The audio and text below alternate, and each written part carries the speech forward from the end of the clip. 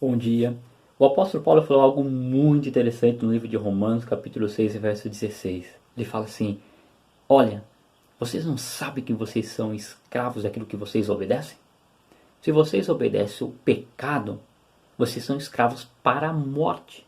Porém, vocês podem escolherem obedecerem a Deus para ser escravos dele, mas o final vai ser vida eterna, vai ser salvação.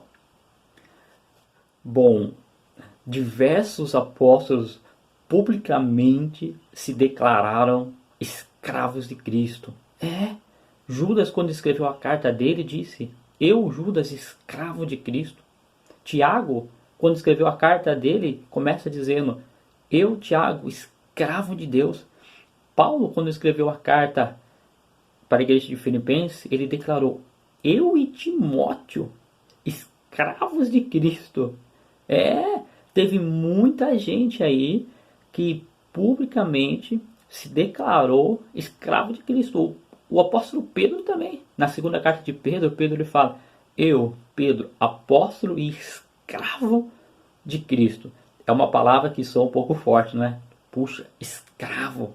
Hoje soa forte, mas no passado era algo comum. A escravidão naquela época era algo do dia a dia. E essa palavra, embora seja forte, ela traz uma mensagem muito impactante na nossa vida que eu quero compartilhar com você. Mas antes eu quero deixar uma coisa bem clara para você. Deus não obriga ninguém a servir a Ele, viu? Deus não obriga ninguém. Servir a Deus ainda continua sendo algo opcional. Deus não impõe a ninguém servi-lo. É opcional. É opcional. Aqui o próprio Jesus disse: Aquele que quer vir após mim, tome a sua cruz, negue-se a si mesmo e siga-me. Então ele fala se alguém. Então é condicional. Quando Tiago, Judas, Timóteo, o próprio apóstolo Paulo se autodeclaram escravos de Cristo, não é que Deus tinha colocado sobre essa obrigação, essa oposição. Não. Eles declaram não porque Deus os obrigou, os impôs, mas porque eles escolheram, foi uma opção deles se autodenominarem escravos de Cristo. E é sobre isso que eu quero conversar no devocional de hoje com você, sobre o que é ser um escravo de Cristo. Fique comigo dentro desses minutinhos e nós vamos conversar um pouquinho e entender o que quer dizer essa expressão forte: eu sou escravo de Cristo. Deus te abençoe. O apóstolo Paulo, ele falou também algo parecido com isso, com esse termo de escravo, mas usando uma linguagem mais suave, sabe?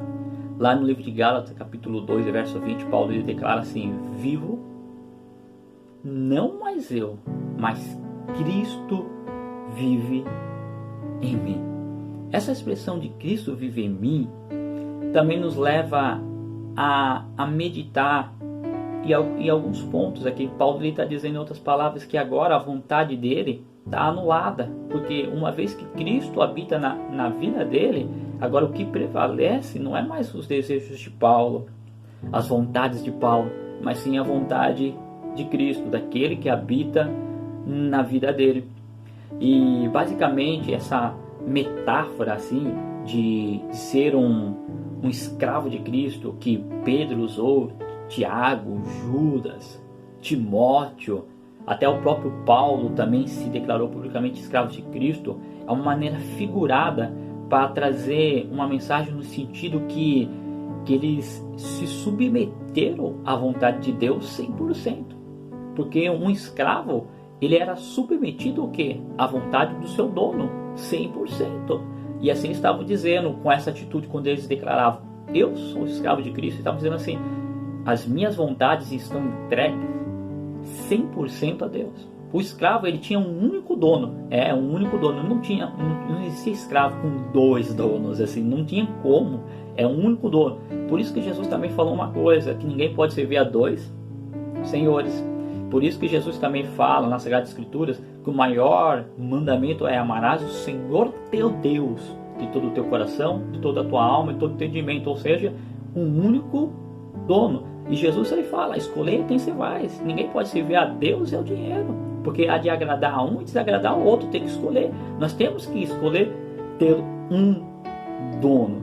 E eles usam essa metáfora naquela época sobre ser escravo, para mostrar que no sentido que as vontades deles estavam sendo anuladas, não porque Deus obrigou, não, mas porque eles escolheram se submeter.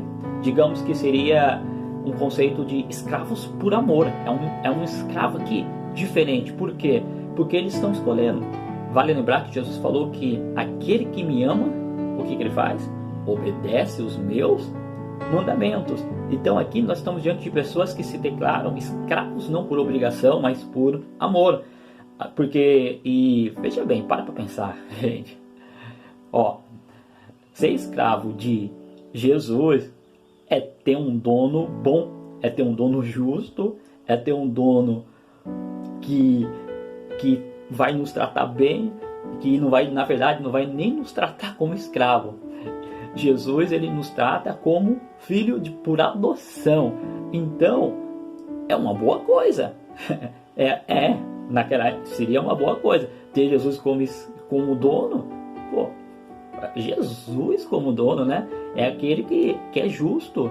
E outra, Romanos 12:2 fala que a vontade de Deus, o que é? É boa, perfeita e agradável. Então, se você tem um dono que a vontade dele para você é boa, perfeita e agradável, eu quero ser escravo dele, lógico, óbvio, é óbvio isso, vai trazer benefícios para mim. Então é um sentido, é uma metáfora, é um sentido figurativo que ele usa essa questão de ser o quê? Escravo de Cristo. Sabe uma coisa que também vem na minha cabeça?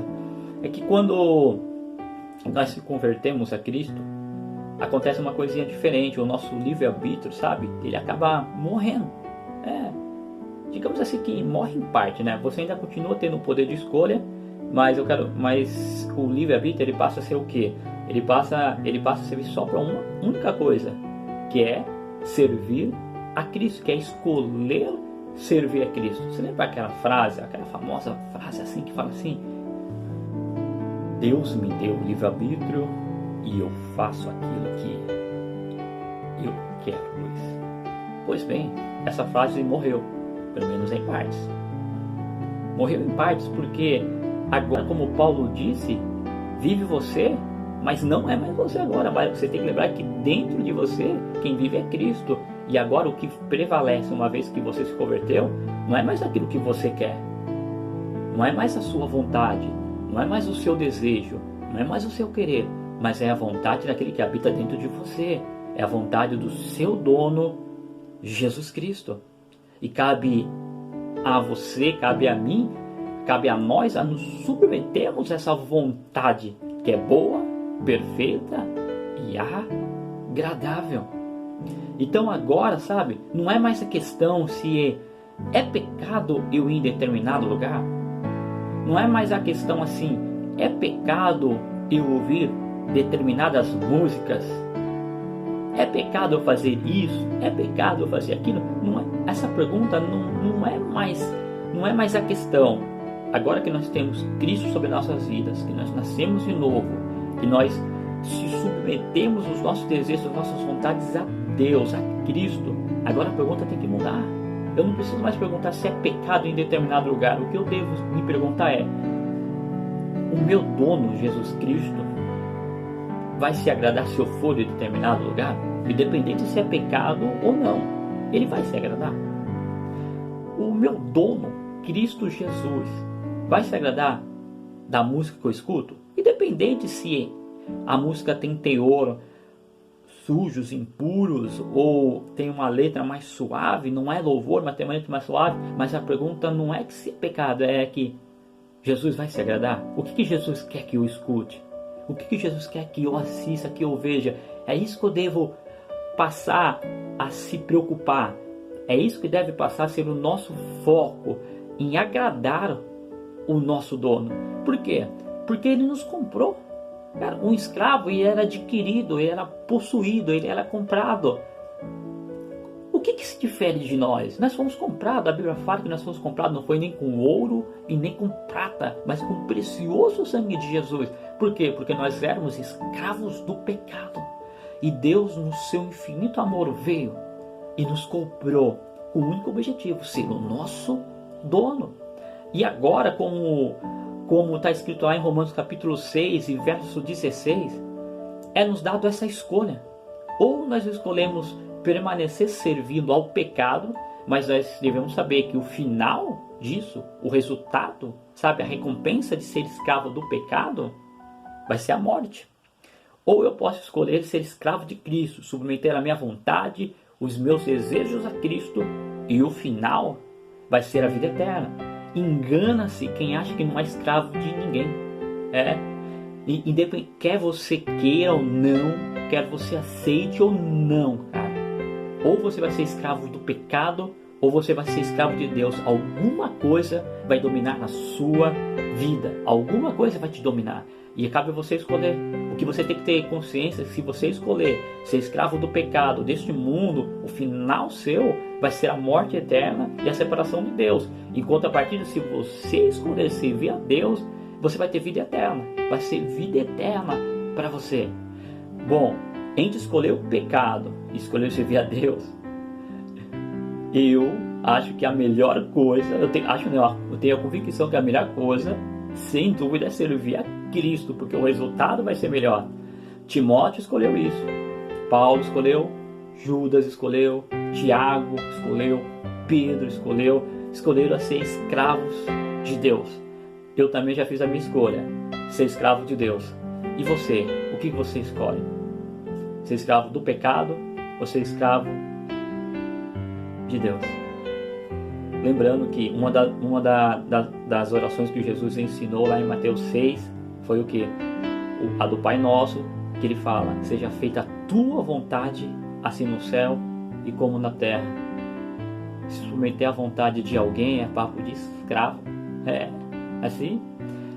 E então, gente, eu quero deixar para você essa reflexão nesse devocional de hoje. A quem você tem servido? A quem você tem escolhido? Embora esse termo escravo seja algo forte, que nós possamos escolher ser escravos não por uma imposição, por uma obrigação, mas por amor.